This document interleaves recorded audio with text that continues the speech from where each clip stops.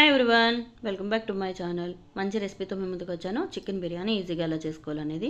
దానికోసం కావాల్సినవన్నీ: దాల్చిన చెక్క, మరాఠీ మొగ్గ, యాలకులు, లవంగాలు, సోంపు, స్టార్ ఫ్లవర్, కస్తూరి మెథి, జాజికాయ, జాపత్రి, బిర్యానీ ఆకు, ఇవన్నీ కూడా నేను తీసుకుని ప్లేట్లో వేసుకొని మీకు చూపిస్తున్నాను. ఈ మసాలాలన్నీ కూడా చికెన్లో యాడ్ చేసేస్తున్నానండి. నేను చికెన్ అయితే ముందుగానే క్లీన్ చేసి పెట్టేసుకున్నాను, వాటర్ లేకుండా చూసుకొని. అండ్ అలాగే ఇందులోని పుదీనా, కొత్తిమీర కూడా వేస్తున్నానండి.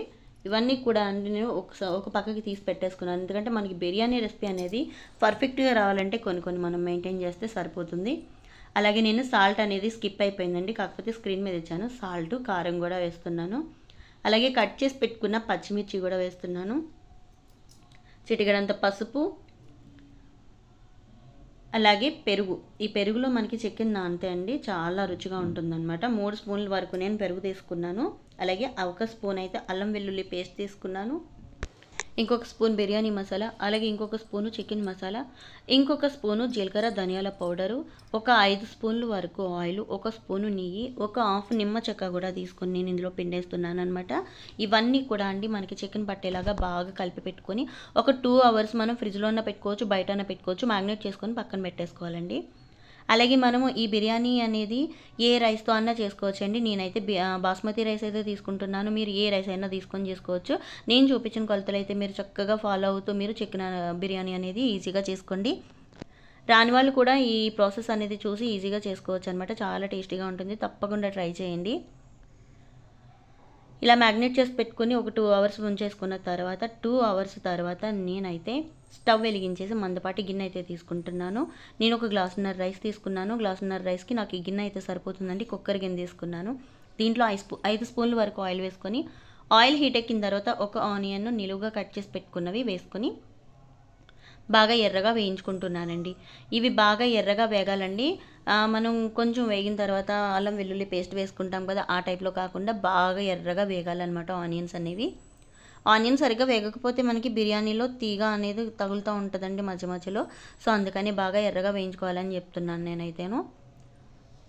ఇదిగో చూస్తున్నారు కదండి, ఈ రకంగా ఆనియన్స్ వేగిన తర్వాత మనం మ్యాగ్నేట్ చేసి పెట్టుకున్న 2 అవర్స్ మ్యాగ్నేట్ చేసి పెట్టుకున్న చికెన్ అయితే వేసేస్తున్నాను.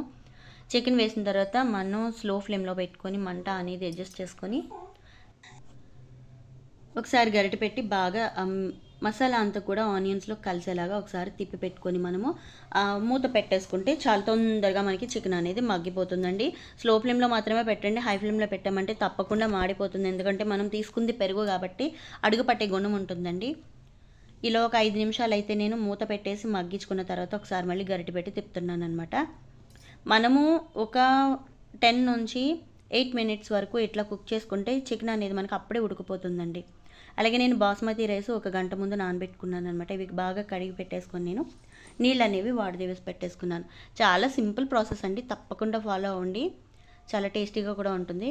చూసారు కదండి, చికెన్ అనేది మనకి నీళ్ళు లేకుండా ఈ విధంగా ఎగిరిపోయిన తర్వాత మనం వాడదేవి పక్కన పెట్టుకున్న బిర్యానీ రైస్ కానీ ఏ రైస్ అయినా తీసుకోవచ్చండి.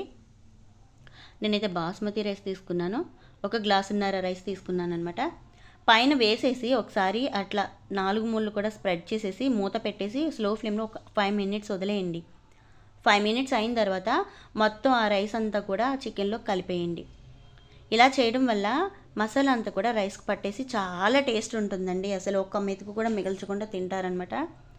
మనం దమ్ బిర్యానీ కన్నా ఇలాంటి బిర్యానీ ఇంకా టేస్ట్గా ఉంటుందండి. దమ్ బిర్యానీ అయితే ప్రాసెస్ ఎక్కువ ఉంటుంది. అలాగే నేను గ్లాసున్నర రైస్ తీసుకున్నాను కదా, 3 గ్లాసులు వాటర్ అయితే నేను వేడి చేసుకొని పక్కన పెట్టుకున్నానండి. వేడి చేసుకొని పక్కన పెట్టుకొని ఆ రైస్ అనేది నేను ఈ చికెన్లోని మసాలాలో వేసేసి ఉప్పు కూడా చూసుకొని సరిపోకపోతే కనుక ఒకసారి ఉప్పు వేసుకొని బాగా కలిపి తిప్పి చక్కగా మూత పెట్టేసి మనం ఒక 5 నిమిషాలు అయితే ఉడకనివ్వాలండి. ఇలా సిమ్లో అయితే మాత్రం పెట్టండి, హై ఫ్లేమ్లో అస్సలు పెట్టొద్దు.